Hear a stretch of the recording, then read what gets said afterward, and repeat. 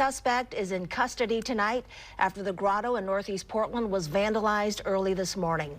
This comes as the 100-year-old Catholic sanctuary is still recovering from damage caused by last month's winter storm. Well, Fox 12's Drew Marine joins us live now from the Grotto to tell us what happened. Drew.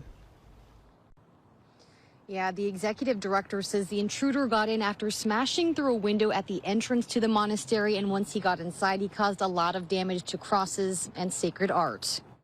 Early Wednesday morning, a priest living in the Grotto Monastery was woken up to the sound of shattering glass. First, he thought it was branches from trees falling down, but it turned out to be somebody who was breaking into the monastery.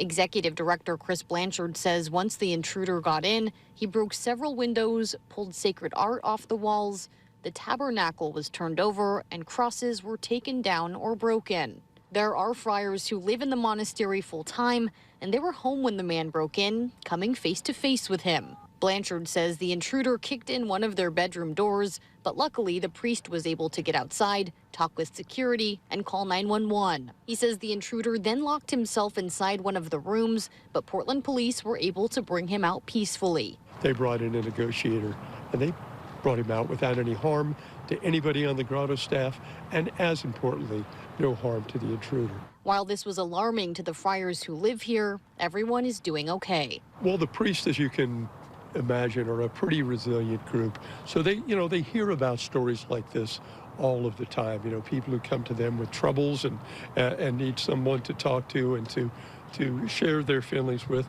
So the friars are doing exceptionally well. They're very, as I said, a very resilient group.